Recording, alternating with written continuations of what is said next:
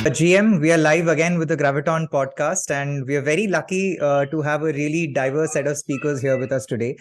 We have Jeffery, whom many will recognize as Graviton's program director, also a VP at Mulana Capital. We have Erebus, who's the founder and CEO of 4Pi Networks, a firm that is driven towards creating credit scores for everyone in the crypto space. And of course, we have Manish Tiwari from Spydra.app. He's the co-founder of Cooves.com, which is historically famous as the first fashion retailer from India to get listed on the London Stock Exchange. He has also led previous successful exits at Pocket and Piggyback before entering the world of Web3. And he is now leading the biggest migration in enterprise technology in the Web3 space since the era of AWS. So once again, thank you everyone for joining us on the Graviton podcast. Thank you. Everyone, thank you for the introduction. So today, the agenda that we have in front of us is to discuss the need for decentralization as a whole from a consumer perspective, as well as from an enterprise services perspective. And I'm confident that we can get the right viewpoints from both of you. Also, Manish, I met Erebus during the India and India Blockchain Week chain of events. And his claim to fame is he is one of the funniest people that I've met in Web3. And we originally wanted to be... I mean, earlier I was sad. Now I have to be funny and sad. Okay, cool. I'll keep in mind. And I also thought it'd be a great idea to have all of us here on the podcast because we sort of all of us in a way complement each other in terms of what we know, what we do, and what we're looking for and what we need. Erebus is, this is at best my speculation. He wants to understand the nuances of an institutional fundraise. He's currently approaching growth with a unique perspective of creating a decent partnership footprint within the Web3 ecosystem. They've tied up with Unstoppable Domains and a few other name brands to go ahead and increase their awareness and footprint within the community. And from Spydra's perspective, Erebus, we are currently trying to figure out the best positioning which works well within an enterprise ecosystem to sort of drive the point home that DLT or distributed ledger technology is a necessary intervention and step in today's day and age. And why do we need the right people who understand the right safeguards that need to be in place for this adoption to be a seamless and frictionless process, and how to make that more efficient?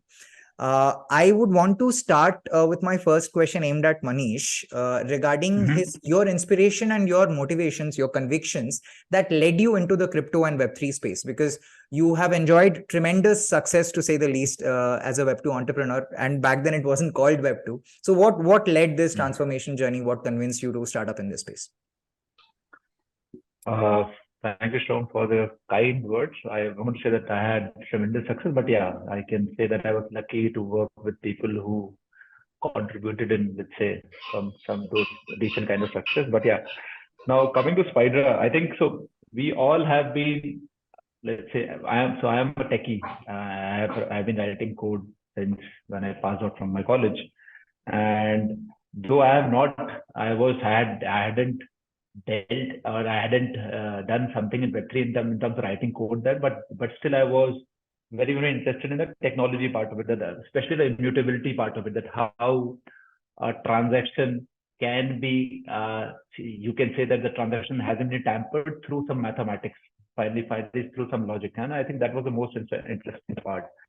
And obviously after that, a lot of things came, cryptocurrency came, smart contracts came, and then obviously NFTs, then DeFi and all those things.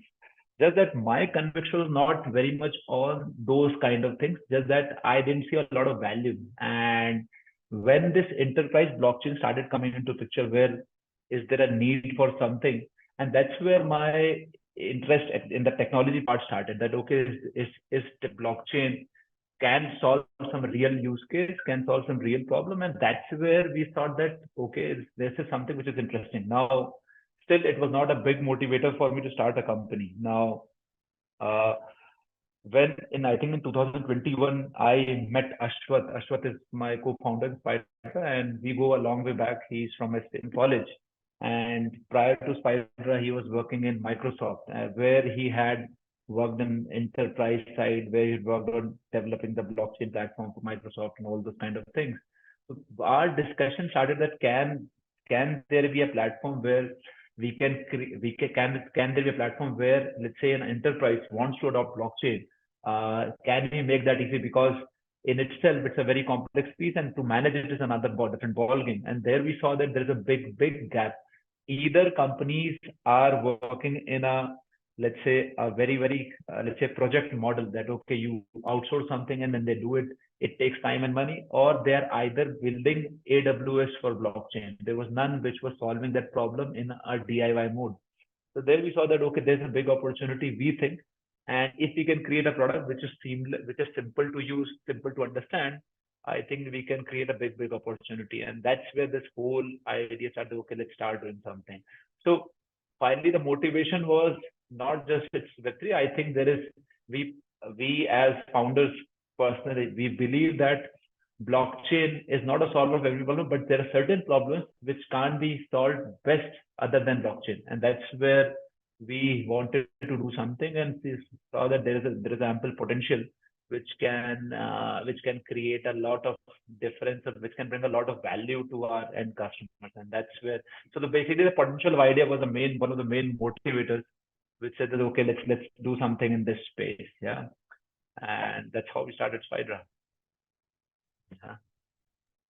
First, thank you for that. I think we started off on a good note in terms of the message that we're trying to convey. I also want to ask you, Manish, you have been someone who is, who was front and center stage, leading a startup from an early 2-3 member team, from a bootstrapped stage to an expansive team that has launched at successful MVP that is acquiring users at a high rate. You've led consumer facing models as well. You've raised funds multiple times. What was the difference? What if you had to list out, let's say, the top 2 or 3 differences or things that ran differently between the time you first ventured out into Web 2 or the original era of the web and when you ventured out into Web 3 enterprise? I think the one of the fundamental difference between my first company, which was Schools, and then obviously this, so Schools was essentially B2C, correct? So the redemption is very faster in B2C. You make the site live, you give some discounts, and you can see immediate customers, correct? So the thrill is immediate. That was not the case in, obviously, in Spydra. We had to take some time to build the platform, understand what the customer needs. So that kind of patience is something which is definitely there's a difference in B2B and B2C. That is something which we had to do, and I had some experience. So then we knew that, okay, we have to make the product at least PMF, at least the product market fit should be there before we go to the customer. So that part is something which is a very clear difference. Second, I think, and again, this has been my experience that typically when I was pitching Coop, let's say Pocket or Piggy Ride, all were something which were simpler concepts. So it was easy for us to talk to, at least in terms of the VC part of it, where to make an VC understand, okay, what we're doing, whether it's big or small or not, it's something it was still easy. I think the enterprise blockchain for me is still not very easily understood by people. I have had multiple conversations with many VCs who are Web3 investors. So they have asked me questions like, why a public chain and why? So there have been very rudimentary questions which we have to answer and make them understand, okay, there's something where we are working on. So I think more education, at least from the VC point of view, because I think the more fascinating stuff about blockchain is about cryptocurrencies, exchanges, and all those kind of things. So I think enterprise blockchain, I think, is slowly taking its prominence in place. But yeah, that was something which we have to continuously do, at least from when we are talking to people who are not, let's say, who are from, let's say, the other side of the industry, who are not very typical Web3 experts. So we had to do that, and we are still doing it. So we have to explain that, okay, why do we need private blockchain? Correct. So it's a very standard question which comes. So I think those were 2 things which were clear difference. So prima facie, it was more of an education and awareness challenge towards all sets of audiences, from what I understand, because of the lack of understanding of what enterprise blockchain really means from someone who is managing a senior technical role at an enterprise, and the differentiation or justifying the need for a specialized DIY service to come in and intervene. It's actually not justifying the need also. It's like, so again, see, when you look at blockchain, I think 90% of the news is around cryptocurrencies, correct? It's about, so it's not just that people don't know about blockchain, but the noise around cryptocurrency so much that it gets subdued. So I think that's where it is. But now, as we see, there are wherever you see in terms of be it governments, be it enterprises, and in every industry for that matter, I think, and even when we look at now the public chains, for that matter, Avalanche, Polkadot, ZK Sync, Polygon, every chain has with their enterprise solution. That means that they see the value there. They see that, okay, there is actual real business problem getting solved. So I think now, and obviously, see, smart contracts came 7, 8 years back only. So still, I'll say that in terms of blockchain is not that old, but now people have started, or even the big public chains have now started focusing on it. So that's where we see, I think now these things will at least become easier. But what I was trying to say was that to raise money from a VC, that's where we maybe let's say when you talk to potential VCs, they have an understanding about DeFi, NFT, cryptocurrencies. So they understand that language, they understand the models also. But when we talk about enterprise blockchain, that's where a little bit of knowledge is required. But yeah, I believe that things are changing for good. And because of this, so many implementations happening across industries, obviously, this will be a thing of past in, let's say, next 6 to 8 months. That's actually encouraging. I want to bring the same line of questioning to you, Erebus, post this. Also going a step further and I'm trying to understand, you also identified a niche problem that needed to be solved. Manish and team have identified a mature problem that needs to be solved on the enterprise front. And speaking of the consumer front, we are familiar with credit rating systems such as CIBIL in India, which I think is the most popular and most commonplace brand that comes to mind when you talk about credit score. And while the crypto space and the DeFi space from a consumer facing angle has been expanding, not a lot of people have been paying attention to credit rating and credit score. And I would speculate that this is thinking ahead. So what led you into the crypto space? What convinced you to solve for credit rating specifically within cryptocurrencies? How did you identify a future roadmap wherein this product and this platform grows? And I'll get to some of the synergies between what you are trying to do and what Spider is trying to do also later during this call. But first, this part. And the same question that I asked Manish. I believe you are an early stage founder. This is like the first time you are doing something entrepreneurial. So as a first time founder, what were your challenges in this space? That too. Yeah, so I'll start with the why we started this thing or why the blockchain is the future. More or less, why decentralization is the future. For example, I'll start with the evolutionary thing. Like earlier, while we were evolving from animal or whatever the thing, and to right now what stage we are. So we never had enough calorie to for the survival thing. That's why we had larger group.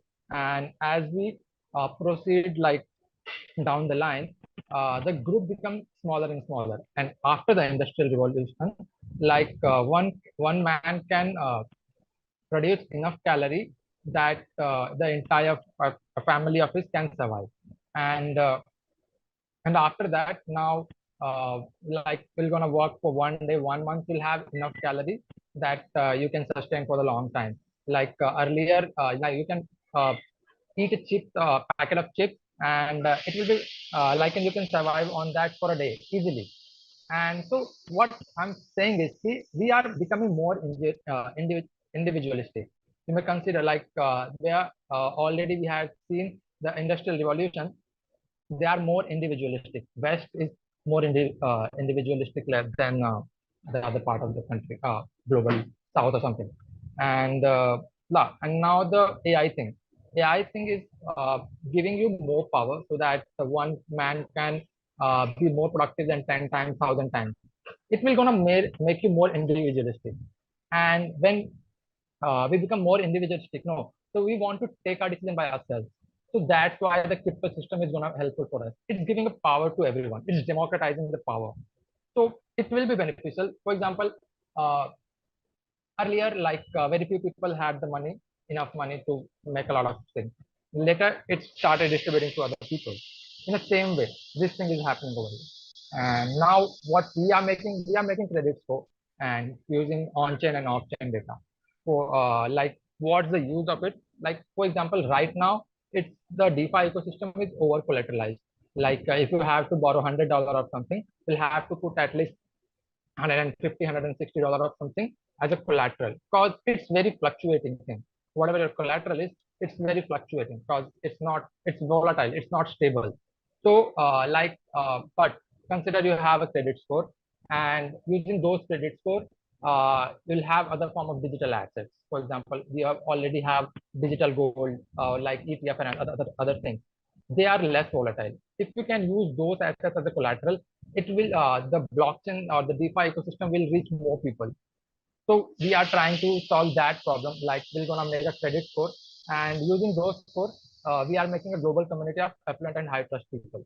And why the affluent people? Because product always goes from higher status to lower status. For example, sugar, Sahid Tukla, potato. Once upon a time, it was used by high status and influential people, and later other people started copying it.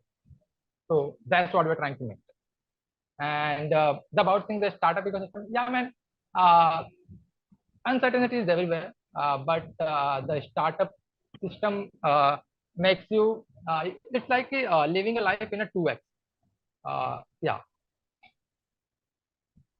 I will later press you on, in terms of deliberating on some of the challenges individually. But I liked your analogy about consumption parity. So as a society, how much we are capable of consuming, how much do we need to consume in both in terms of calorie, what is the wealth expenditure per capita, that has that trend has always has been on a growing curve. And today we are more individualistic. Steve Jobs used to say that computers and the entire digital transformation is like a bicycle for the mind.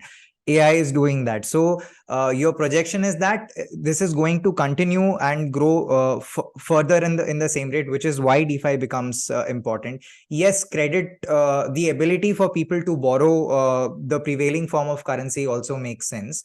Now, when you tried to approach, I'm sure there was a stage when you first decided, you guys formed your core team and you figured out this is the value proposition, this is the challenge that we are solving for, this is the mission that we are convinced about. When you set about trying to convince other people about investing in a credit rating product specifically, what were some of the pushbacks that you saw? Was there any pivoting messaging that you had to go through? How were you able to overcome some of the positioning challenges in order to overcome So for these people, the contradictory dialogue which you would have faced, and what is working for you? so for example, consider a simple thing. You want to go on a prom date with a girl. Okay. So if you're gonna ask every girl, like, would it be my prom date or something, then still gonna reject you. Okay. So it's better to make a personality first, then approach the girl. Then still gonna come. So in the same way, we are doing the same thing. You need user, will come with a user before you even ask for it, so that investor don't feel like their idea is validated. So even though have more trust investing, we are trying to get that thing. So currently we are increasing our user base. So we have a milestone of around, we're gonna get around 60,000 user base within a 2 months or 3 months. Yeah. So then we will try to raise capital. I guess then it will be easy for the VC, and for us, then it will make more sense for everyone. That's what I'm thinking. So we've heard two different, very interesting and unique viewpoints on the challenges of fundraise and how they're approaching. Jeffrey, my next question, I'm coming to you. As someone who has spent a lot of time, I think more than any of us here, evaluating pitches from both early stage and evolved stage products, idea stage and MVP. Between the challenges that Manish had listed out in terms of the need to explain to potential VCs about the or explaining the need for enterprise private blockchains versus what Erebus mentioned in terms of first demonstrating value, because he's consumer facing. So first demonstrating value through user acquisition and then approaching the capital raise process. What are your thoughts on the subject? Yeah, when we're talking to VCs, right? Actually, especially in the Web3 space, you have different types of, as they call themselves, VCs. So let's first define a little bit what is VC, right? Of course, you have the people inside of the industry, and then I'm calling it the Web3 industry. You have the VCs that are, for lack of a better word, I call them like the degens who made their money in like Ethereum that went up, Solana that went up, like all those kind of things. They got some significant wealth created from that, and they started at that point like, hey, let's start investing into projects, and let's do that with like 2 or 3 friends, or maybe even just one person, and they start calling themselves VCs, like venture capital. For me, that is not the definition of a VC. Like for me, the definition of a VC is a general partner who is depending on the return on investments to put his daughter to school, right? And they're working with limited partners that are putting multiple limited partners that put in money into the fund, and the limited partners are depending on the GP to grow that money, right? So that's for me the definition of a venture capitalist. Quite often when it comes to fundraising in this industry is that that has a lot of challenges, but when it comes to education, you either have indeed the people who are who know everything already, right? They are sometimes, as they call that, digital natives, or people who are crypto natives, who have been there already for 5-6 years, have seen a lot of things going forward and going backwards, and you don't have to explain that to them. But if you have a product like Spydra, you still have to explain a lot, because it's technically not a Web3 product, right? It's not a token play in that sense. It's like a corporate play, right? So there at that point, you have to, the challenge for them is like you have to explain more to people who are like not from the industry. You have to explain what the industry is, because that's usually what a corporate product requires, like a VC or an investor that is from the traditional industry, because they fintech investors, corporate VCs that are coming from like a trading company or something else like that. But then you have to start explaining to them what blockchain is.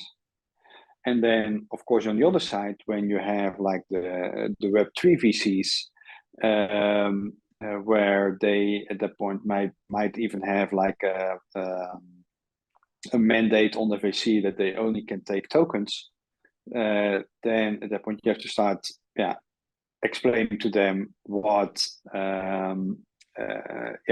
Spydra does, right? And so at that point you really have to explain to them how you do asset tokenization. But then of course, like it's not a Web3 like pure token play, right? So it could be that at that point that VC firm only have the mandate to invest into projects that are only tokenized or bring out tokens, right?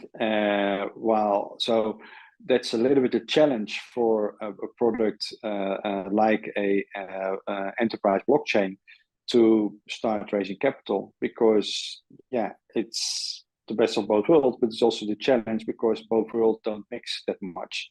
And you have to start explaining there a little bit more. Probably at that point for me, like probably because there will not be a token generating event, then you're probably probably have to explain way more to traditional VCs how this works. Probably the best way at that point would be fintech investors that have a little bit more of knowledge about a financial industry. Otherwise, corporate VCs that are in the industry for instance, logistics or something else like that. Right.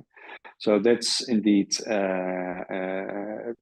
B2B investors, because that's what what Spider is in. So that's a little bit more of the challenge there.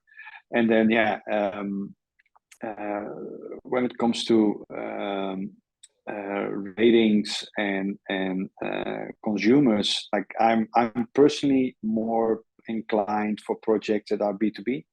I've done B2C projects, but for me it's just very hard, because especially when you're putting projects out there in the Web3 space, there are people that are positive or negative about your product, and they might only have, I don't know, say $10 in tokens in your pre-sale, right?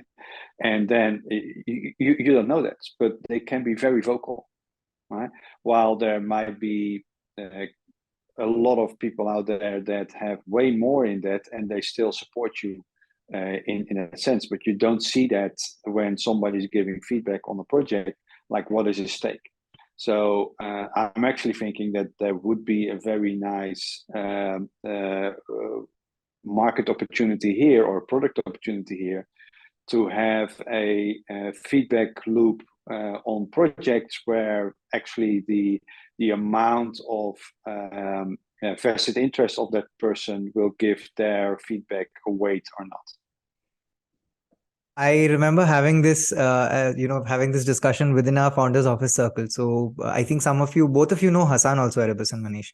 So while we were doing the evaluations for Graviton, we kept, discussing the subject of what is missing from applications and how can this be done better. And this product idea came to mind that, there should be a CRM and an outreach tool which covers all of these aspects, which can track your reach to VCs. And I love the category distinction between VCs that you made. And in fact, when you talk about the Web3 degens, that is the small people who made money early on through crypto investments and are looking for stronger ideas to back because of conviction and beliefs, and versus the more seasoned general partners at a VC firm who are focused on ROI.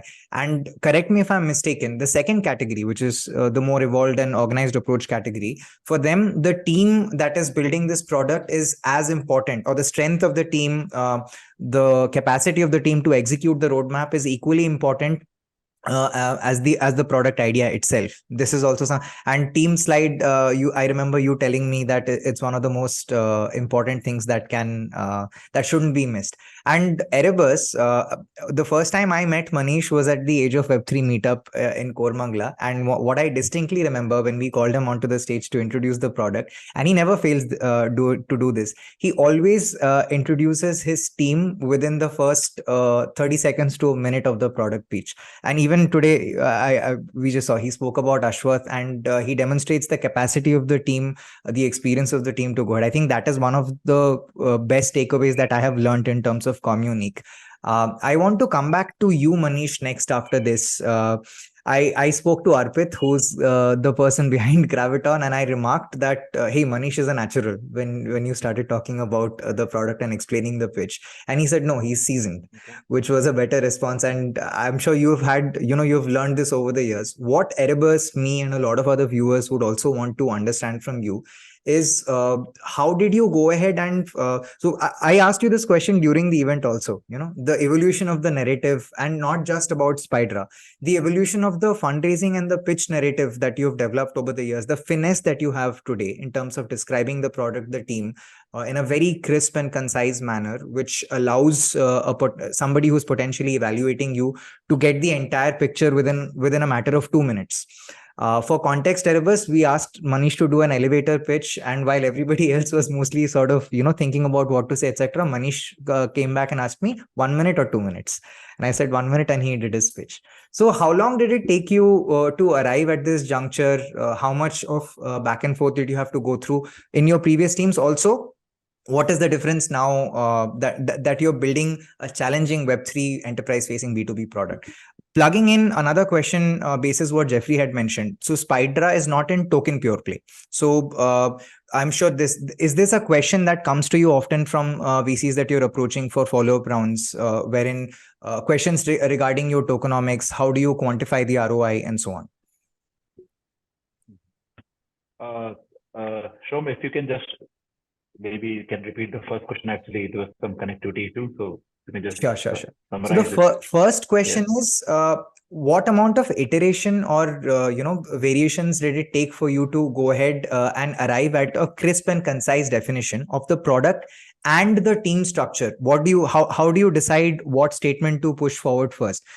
Case study being, when we speak about Spydra, you have always, this is the second time I asked you this question, and you mentioned Ashwath's experience in technical leadership, and I appreciate that.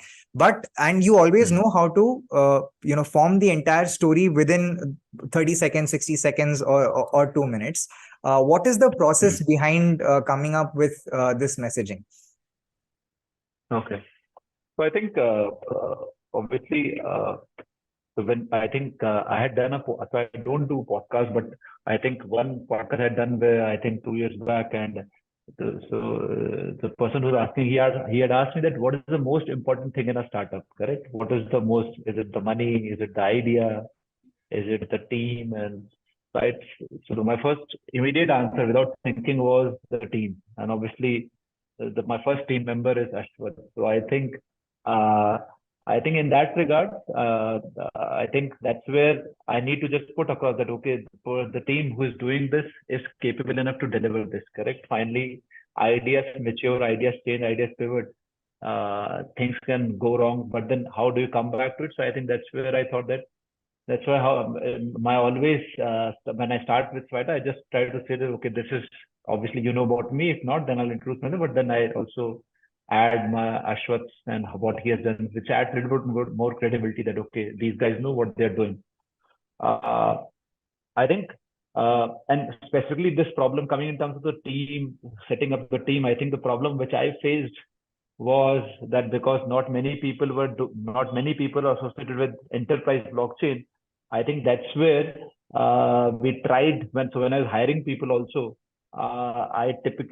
Typical, even if you talk to consultants also, they won't understand that, okay, what is enterprise blockchain? They'll understand Solidity developers, Rust developers. But when you talk about that, I am looking for, let's say, a Fabric developer, or let's say Ethereum enterprise, or though it's similar, but then enterprise blockchain, even consultants didn't understand. So I think that's where me and Ashwath took a call that, okay, let's do one thing. Let's try to find people directly from, let's say, channels like LinkedIn, or maybe mainly LinkedIn works for us, and then try to poach some guys which we think are very valuable to us.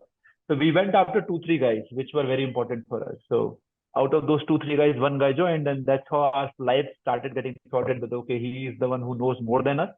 So we tried to hire people who know more than us in that category, and then we started forming the team. So I think that's where it became a little easier. But then it was a challenge because even consultants, when you explain it, they didn't know that what we were talking. They had no clue.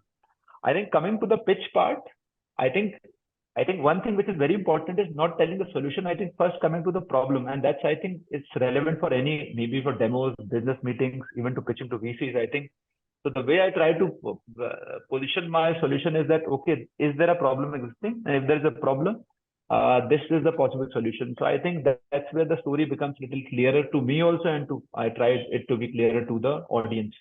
So I think when I start talking about asset tokenization or what does Spydra do, so I try to explain that, okay, let's say if there is a need for multiple organizations coming together, they want to work.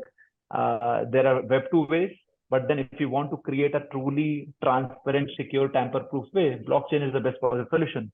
Now, if you want to do that, Spydra can help you in doing that. Spydra has a low code or a no code solution, which can help you in sharing information across organizations and the use cases can range from tracking goods in supply chain to basically tokenizing loans in co-lending space, or basically tracking counterfeit pharmaceuticals. So it can range from different kind of use cases. So that's how I think, at least for me, the pitch becomes clear, that I explain, I tell about the team, I tell about the idea and what problem it is solving. Coming to the tokenomics, the second part of it, and I think this question, obviously in Graviton also, if you remember, we were discussing that what will your token and everything. So this question has obviously come, and that's where we have to explain that okay, we're not going to our ICO or something. And the way I try to solve this problem is that I go to just to the start of okay, let's say, so there is a concept of public chain, there is a concept of private chain, correct? Now in public chain, cryptocurrencies do make sense because anybody can buy it, but in private chain, there's no concept of currencies, correct? So I try to explain them in that way, that okay, why there is a need for private public chain, and if there is a private public chain, there's no need of tokenomics or tokens, because the gas fees is very, very low, correct? So then it becomes like almost as good as zero, that the miners, there's no concept of miners at all, because transactions are limited. There's already consensus protocol, so those things are not applicable in private chain. So yeah, I have got a lot of questions on tokenomics, but I try to explain them the problem we are solving, that why it is not so relevant for our use cases. Yeah. I understand. So, thank you for clarifying both of those pointers here. And that actually Yeah. gives me the perfect segue to, bring in the next challenge from a credit trading perspective. One of the things that we were discussing is the need for solving or the need to solve for data redundancy between two enterprise players. Especially Yeah. in the lending scenario. So when we talk about CIBIL, the credit rating score for Web2 in India, the only reason we know about this is because CIBIL score is the one which gets fetched just like the logistics data that we were speaking about from an e-commerce perspective. In the banking sector, whether you're applying for an HDFC loan or a Citibank loan, home loan, personal loan, doesn't matter. They will ask for your PAN card, the basic tax information, and then they will fetch the CIBIL score from a central repository, and then give you an instant or nearly instant decision. So Erebus, do you foresee a similar landscape? It's not happening today in the Web3 space right now. A lot of the groundwork and rules are also being written and rewritten continuously. Do you foresee the same thing happening? Do you foresee an integration such as do you foresee an intervention or solution such as Spydra helping you potentially tie up with liquidity providers, people who will evaluate the credit score? So I know today, as a consumer, as a wallet holder, I can go and mint my score, but for it to become utilitarian in perspective, whenever I'm trying to make a purchase or when I'm trying to secure a loan, I will have to go ahead and fetch that data. So you sort of represent one side of the equation which is already decentralized. You've taken one step and you've already adopted DLT to provide the rating. The kind of people that you are working with, will they necessarily be decentralized in their approach, or do you see yourself working with centralized partners also? How much of a value add does a solution like Spydra bring in? So what Spydra is doing right now is, let's say you have a partner who needs to share this data and who needs access to this credit score. And the traditional solution today is via an API call, which, as I understand, creates a duplicate copy of the data, and then there are defined intervals of frequencies in which that data is synchronized, and that creates a cost, that creates a technological cost also. How much of a leap do you think happens for you when your counterparts or when your partners who need to use this score also become decentralized? Has anyone spoken to you about these challenges, or have you faced questions or potential feedback from partners that you've approached regarding decentralization itself? How do you tackle that usually?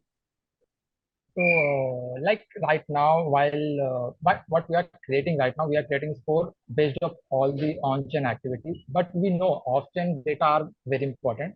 So we are like gonna consider those data. Of course, it will be a mixture of off-chain plus on-chain. So now the topic of the value creation. Like the only thing, 1 rupee coin have the value because government has like backed it and created value for it.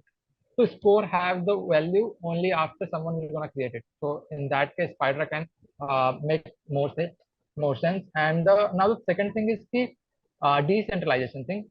So I think currently decentralization is like kind of expensive, and we don't need decentralization of everything.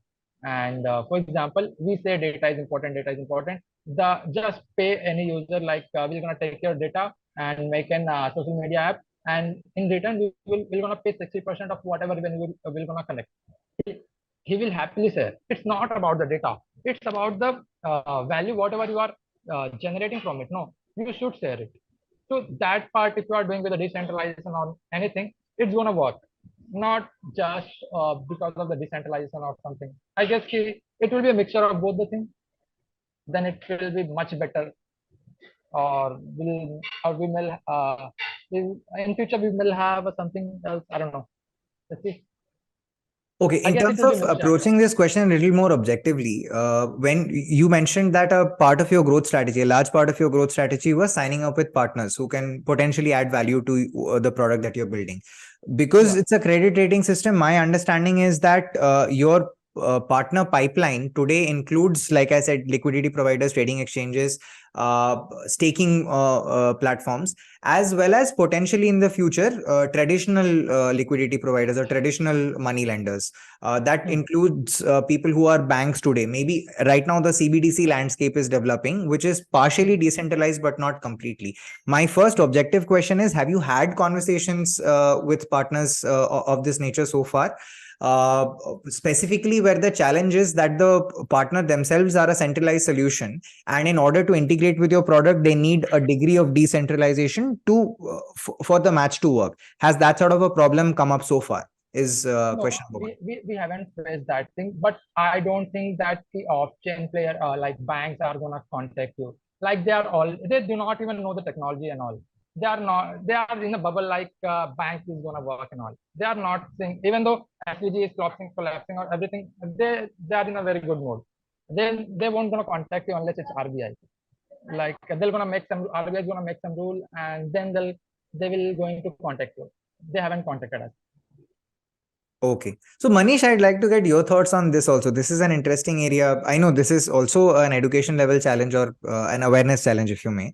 There are players, centralized players today who are not completely sold on the idea of DLT. I understand that Spydra is going to approach people as potential clients or potential businesses who are already sold and then going to go for DLT. Do you have plans to also educate the wider funnel that can potentially decentralize, wherein you today might be better positioned to foresee that sort of application or integration coming in?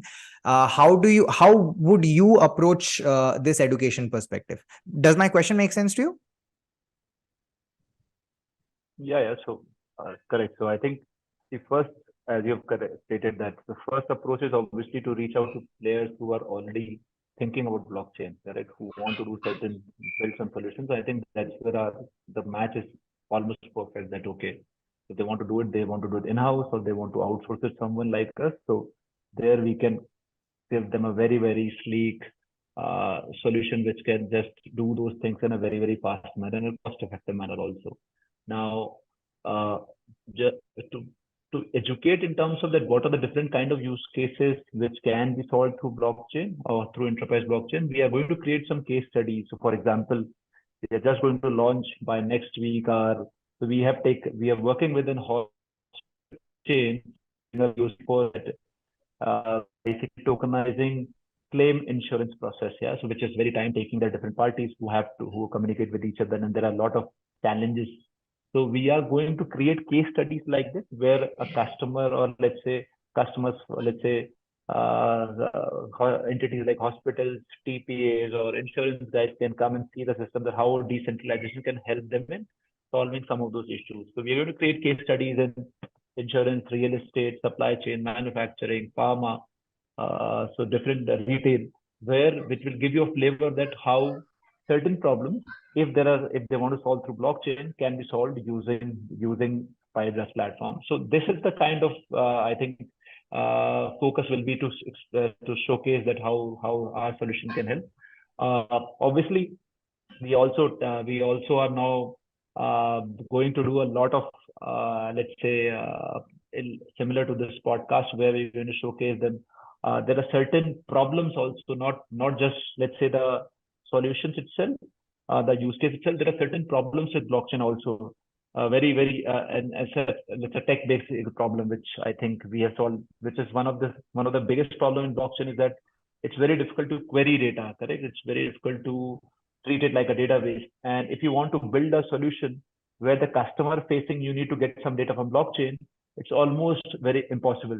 So the only solution which people have is that they take the data from blockchain and keep it in a regular centralized database, which essentially it's not actually then a proper decentralized solution. So we have created some solutions where it can actually help in solving the problem. So the data will come from the ledger itself, not from a centralized database. So we are going to also create some education around that, how we have solved building applications on enterprise by building those tools, where writing queries, debugging the solutions, creating events, and all those kind of things. So that there will be a lot of education, at least in terms of the product features also, that if you want to build something enterprise space, you can come to us and we have ready-made tools which can ease your developer experience. So yeah, I think this will be one of the two focuses which we'll have. We have already done some releases in open source world, which are now, so our open source plugin is now being used in 85 countries around the world. So we are going to focus on these kind of activities to increase more engagement with the developer community and for the business community, who are basically the decision makers who want to implement these kind of solutions. So speaking of in the blockchain space, this is a very interesting thing that you mentioned. First of all, the fact that instead of migrating data from the Explorer to a centralized database, you allow people to search for transaction history and data within the ledger itself. Things like this, technologies or solutions like this, do you think there is scope for patenting in this space? Is that something that Spydra will consider? Because you are also in that game wherein you are imagining and finding the right people to build that solution also, and then executing those solutions for DIY implementation and for people to use. Do you see any scope for patenting a particular way? For example, browsing through the ledger to verify data instead of migrating it to a central database. Is that part of your roadmap? So I think it's actually a very good question. So I think it's just what we believe is just the other way. So we take some reference from companies like Hasura. So Hasura basically is a GraphQL. So basically, there's a company who builds, has worked on Graph query interface, and basically this first launched with the open source, and when it became famous, they launched a premium version of it. So the way we also think that it's actually the way we are going to make it open source so that people can use it, but then integration will require some of the time and resource. So what we're saying is that you can get the same solution inbuilt, where you don't need to also integrate that stuff. But we are going just the other way. We are going to make it open source and let people use it in their projects, and then if they want to have the same feature inbuilt, then Spydra has it. Yeah. So I like this approach. This is what Automatic Corporation, they revolutionized publication throughout the internet, right? The guys behind WordPress. They took today 80% of Web2 is powered by WordPress, which is a metric they never fail to mention. But they also they made the software and the platform open source, and then they realized that when people needed to use specialized and streamlined versions of it, they'd need assistance. So the managed solutions play came into Okay. So before I move on to the last segment of the discussion, which is more to do with founder mindset, that is another high element of curiosity for me, especially coming from Manish, which I also believe is a very important factor for success. When I say success, I'm also I'm limiting myself to the realm of financial success. So I'm a failed entrepreneur in that aspect, wherein I once tried to launch a product, built a team, raised a seed check, and launched an MVP, but faced certain challenges of traction and follow fundraising. Erebus right now is on a brave mission to go ahead and introduce a very new type of platform. I'm sure he also faces the same challenge in terms of finding the right people, smarter fits coming in who are aligned with the mission.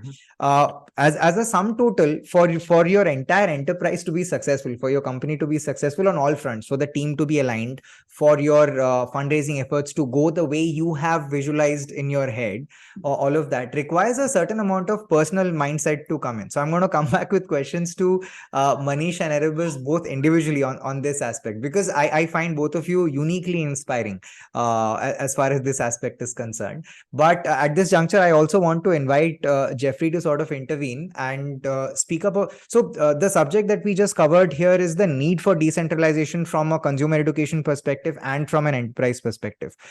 Your opinions on from a corporate or VC or organized VC perspective that is looking at ROI.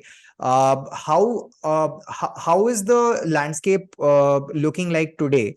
Or how optimistic / conservative / pessimistic is the VC landscape today regarding the open challenges that Manish and Erebus have said, which is to be more specific, whether every industry needs to adopt some form of decentralization today is still not clear. Players such as Pydra have a definite reason to come and make a strong case for the need for decentralization in specific use cases, and some centralized players, traditional players, will still resist, as Erebus mentioned, banks being at the top of that list. What is a corporate VC opinion on this landscape right now? How has it changed over the last 2 years? How do you foresee that evolving? Yeah, it's getting more and more professionalized, right? Like there's a huge shakeout going on right now, where the cowboys are being shaken out, and the professionals, quote, are taking over. But yeah, like you have to be careful, right? Because Web3 or blockchain is just a tool, right? And you have to be careful that you don't want to just use the tool to use the tool, right? It has to make sense. And there are pros and cons, and blockchain doesn't fit everywhere. And it's also at the point that, yeah, you really have to look at like, what problem am I solving, and can that be solved by a blockchain or not? But like, that doesn't even matter, right? Because especially consumers don't care if something is Web3 based or Web2 based in that sense, most of it, if it just solves their problem, right? And it's really about like what it is, right? So when it comes to definition of Web3 is that the user has an upside in the service, right? The user is using the service, and by using the service and by like having some stake in that service, they also can earn some money back. But then of course the question is this like net positive or net negative, right? So the whole premise of Web3 is that, for instance, your data is yours, right? Personally, I'm not a big fan of computer generated NFT profile pictures, right? That's not my thing. But I really believe in NFTs as in basically a in-game collectible that you won because you're getting somewhere inside of the game, and you're getting level up, and then you can use that or either sell that NFT and get some money out of that, or you could use that NFT in another game, right? You're earning a hammer, and then you go from one game to another game, and then in the other game you can also use a hammer. Like, that's something that I definitely believe in. But coming back to the like, don't try to use a technical solution to find the problem, because that's quite often what we use. Like, I know, for instance, blockchain, right? Let's find a problem that can be solved with blockchain. No, it still should be the other way around. Like, find that problem, validate it. Is the market big enough? Is the is there enough like traction for it? And can you find the people around it to solve that? If the solution is a part of blockchain, then yes, then use it, right? But if it isn't, don't try to push it in. And that's also what now more and more becomes clear. It's also quite often that the like blockchain itself and like Bitcoin started as something like, don't trust, verify, right? Now, quite often when you're talking about like, I always call it the mango on the blockchain, there is still somewhere a party that you have to trust, that mango that you have in your hand that has a hash or a QR code or something else like that is indeed the mango that was given that QR code, right? So there's still one part of somewhere in that supply chain, there is still an opportunity to be ambiguous, and then you still have to trust somebody. For me, like as soon as it's digital, yes, you can do way more for that. As soon as it comes physical, a physical product, a physical something with a label on it, then at that point you still have to trust something. And that's actually what and that's why I foresee that Spydra is also on a good way, is because it's B2B. And like now you already have to trust your supplier anyway, right? But now you have just a little bit more of insight. And you have a little bit more of tracking. You have just a little bit more of insight in like where something went or where something is going, right? Or where there were some mutations on that. So I think there are definitely use cases, especially in the B2B space, where at that point people can use something like this to make things visible. And when it comes to an end user, right? If I go to a bar, then the bouncer doesn't have to know what my birthday is, right? He only has to know that I'm 18 or above, right? So as soon as at that point, if there is a way to see like, okay, this person, and it's only not only that, because at that point they probably had to have something like AI facial recognition or eye scan or fingerprint or something else like that that makes me unique. But then at that point they're like, okay, he is 18 or above, right? And that's the most important thing. And then your data, like me, like my birthday, is not open in public to that bouncer that sees like, oh, it's actually your birthday today, right?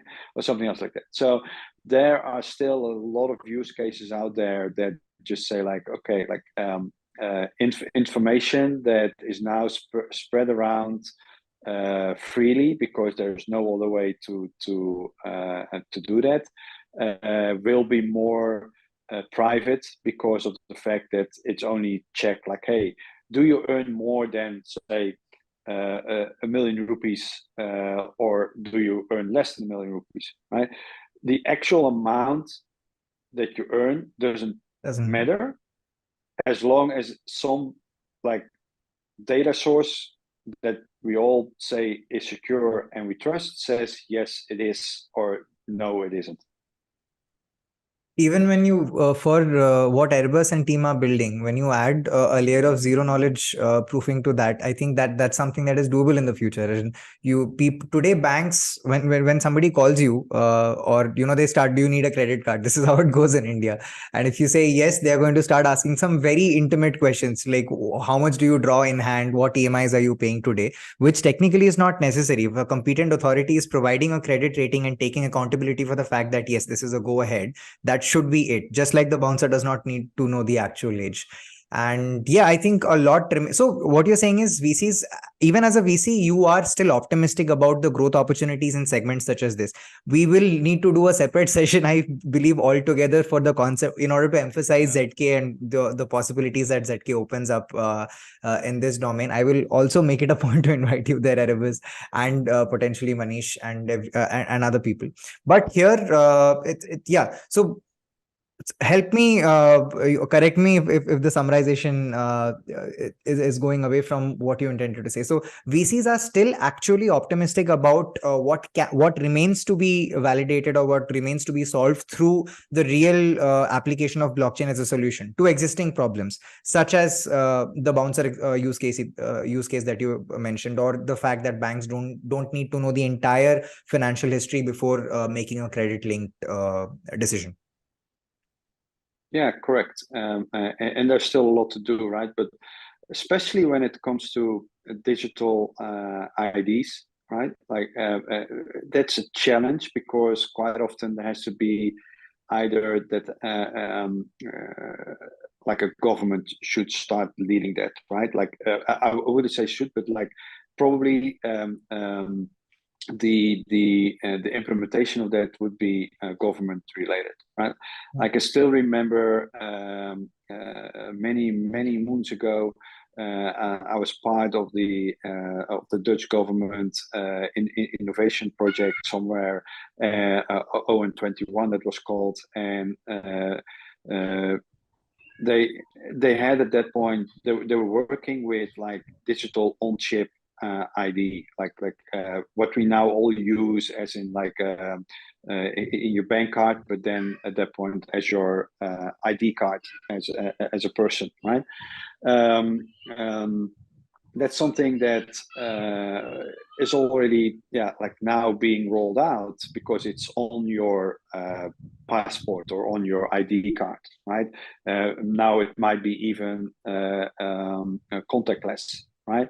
So to really roll something out like that, then quite often you have a bigger power needed to establish a standard. And at that point, it will be very hard as a VC to get to that particular organization because it's usually driven by a bigger entity than you as a VC could go into. But then, of course, what you could do is invest in companies that are doing parts of those of the total package that the government would start using that. An organization that develops a part of that and then gets acquired or will be a service provider to that bigger package of solutions, right? But like just as an example for me, right? Like I now come on a regular basis to India also, and I have to apply for a visa, right? And every single time I have to fill out the whole form. Mm-hmm. Right, and every single time I have to fill out who my father is, where my mother is, where they were born, and all those kind of things. Right, like if in one way or another I could have that as a digitalization, and I only have to fill it out once, and if that's being accepted, then I don't have to fill it out every single time, and I just enter my chip or my fingerprint or my iris scan or something else like that. That would make life way easier for a lot of people. Yes, and there's both irony and some recollection as far as this whole identity and government intervention bit is concerned. Back in 2010, I was yet to drop out of engineering school, and I ran into Mr. Nandan Nilekani, who was one of the co-founders of Infosys. And at that point of time, he was about to, the UID project, or what became Aadhaar today, was still not fully formed. And we spoke in a hospital waiting room, and he briefly walked me through the need for biometric identifiers. And his vision was in place. In his head, he said that this is going to solve these challenges. The same things, like when you're trying to validate your identity, you don't need to enter your data multiple times. A biometric signature will solve the need for specific information to be disclosed. But the irony there is that when UID finally got rolled out, it became the biggest centralization and privacy debate because of leaks that happened. The other thing that you mentioned, players did start coming in, and they started building solutions which would help the integration of Aadhaar. So in bits and pieces, people evolved solutions like OTP-less came in. That was one of the products that comes to mind, which said that you can just enter your Aadhaar data and the whoever is trying to verify your identity for a KYC requirement can just send an OTP to your phone or your WhatsApp, and you can just verify, and then they don't need to know your additional details. So solutions are still progressing. Before we move on to the last segment of questioning, because Jeffrey did mention this, Manish, do you have plans, or do you have plans of integrating or partnering with or solving for a centralized or a government authority also, other than private enterprise players?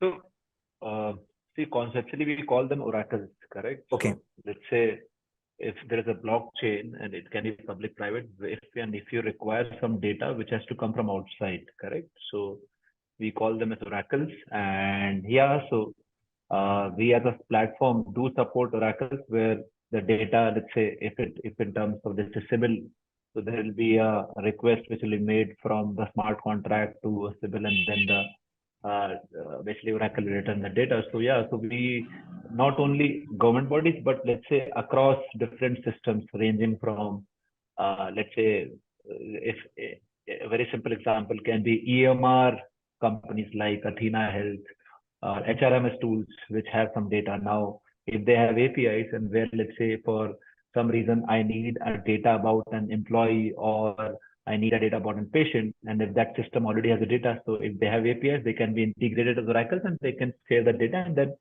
obviously business logic will be built on top of this. So yeah, so I think so they come. So the concept is basically oracles, and yeah, definitely we plan to support that. And if the data is coming from outside, we will handle that. Okay, so we are almost at the end of the conversation, and this is related. So as entrepreneurs, you're expected to be the primary spokesperson of your company. Founder mindset plays a huge role in terms of how successful you are at that game. And I want to ask both of you individually, starting with you, Manish, what are some of the founder mindset lessons that you've received from your mentors or people that whom you have looked up to in your journey, existing entrepreneurs maybe, and what have been your key takeaways? What do you continue implementing? What would you suggest to someone who's an early stage founder today like Erebus in terms of I'm speaking about keeping up general positivity, staying optimistic about your product. I personally have always felt that this plays a huge role, if you, at least 50%, if not more, in terms of determining how successful you're as leader of the team, as captain of the ship. How important is founder mindset? How do you sustain that? How do you stay in that zone? I think one of the most important learnings which I have got in my all the previous startups is never be in love of your idea. I think that is something which is very, very important, that if it's your idea, it doesn't prove that it's the best idea out. So if it doesn't work out, then obviously you should be open to changes, suggestions, and whatnot. Second thing, I think I have worked with very, very good managers in my previous professional life, and I had some good co-founders also. So I think one thing which is very important is that the team which you're making is finally the core piece of it. And let's say for some reason there is somebody who wants to leave the organization, and if he's a very core piece, so I think do anything to just sustain those guys. I think that's where it's very important that your core team is like the crux of it. Even if the idea doesn't work, let's say if you have so anything can go wrong, but the team is very important part of it, and you need to identify. And I am a sports person, correct? So I love cricket and I play cricket. So I think important fundamental making a team is that you can't have all the best batsmen, all the best bowlers. That doesn't form a team. So you have to have 3-4 main core people and then form a team around that. So you need to figure out, apart from co-founders, that okay, these are 3-4 core people. Without you will not be survive. So I think when I was making this team also, I figured out, okay, these are 3-4 people I need.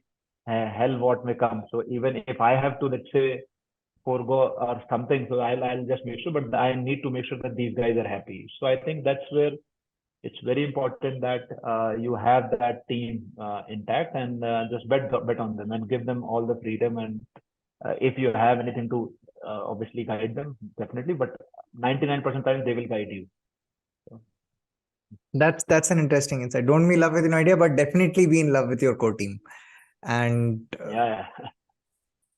Taking the same question to you, Erebus, I actually, now that I think, I don't know a lot about your core team yet. I think you are the only person from the leadership team at 4Pi that I have interacted with.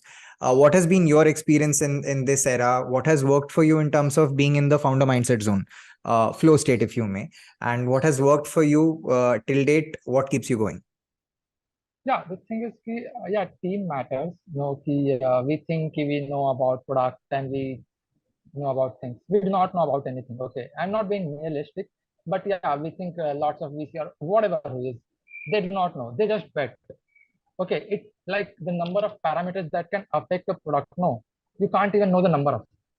Okay, that's many like parameters can affect the product. You just try multiple things and something works, and you just become ready to whatever it is coming. You're just gonna face it.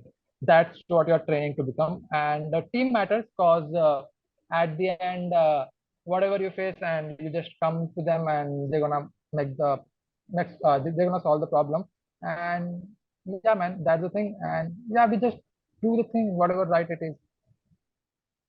And let's be honest, no one knows what's coming and what's going to happen. We were thinking that we are the center of the universe. Here we are. Once upon a time, we were thinking the sun revolves around us. Here we are. No, it's not like that. We are just animals. We're gonna die, and yeah, this is how it works. We just try different things, and we think we're gonna success. Yeah, multiple. I Yeah, kind of that's it. agree with that. Yeah. So we evolved from, I mean, on that note, we evolved from imagining ourselves as a geocentric universe to heliocentric. Now, I am always these days relying around self-centric universe. Each individual is at the center of their own universe, if you think about it. But yeah, as in terms of leading a team towards success or guiding a team towards success, even when let's say everybody else in the team is sort of in disarray or in doubt regarding whether this is working, whether it's a fundraise thing that is stuck, whether you're in the pipeline, whether you're constantly experiencing barriers, but still need to push through. At that stage, what are the top three things? One is, as Manish explained, the support and the availability of your core team members who believe in the same idea and mission as you do.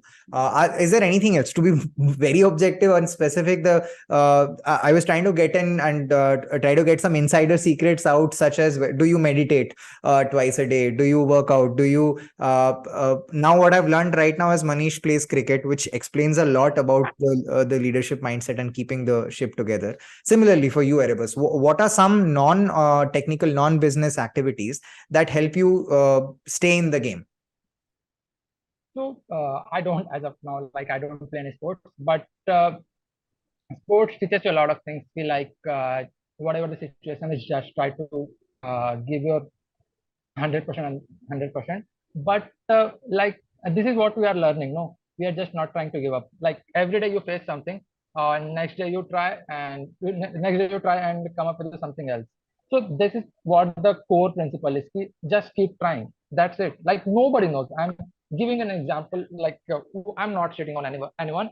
Just ask any VC or anyone. They don't know. And whoever has taken more number of right decisions, they are not data driven. They just know. Ask any musicians, like in any part of the they have made Bollywood or Hollywood, whatever movies they have made. Just ask them, like, is this song gonna work or not? They're gonna tell you like it's going to work on like it's going to work.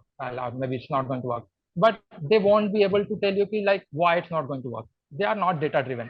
They have instinct. Like they have trained their brains model so much times. They are considering so much parameters that they can't even explain. That's the yeah. That's we just try. It's not like the uh, we kind of sadistic in nature. We just try different things and we feel bad, and again we try different things.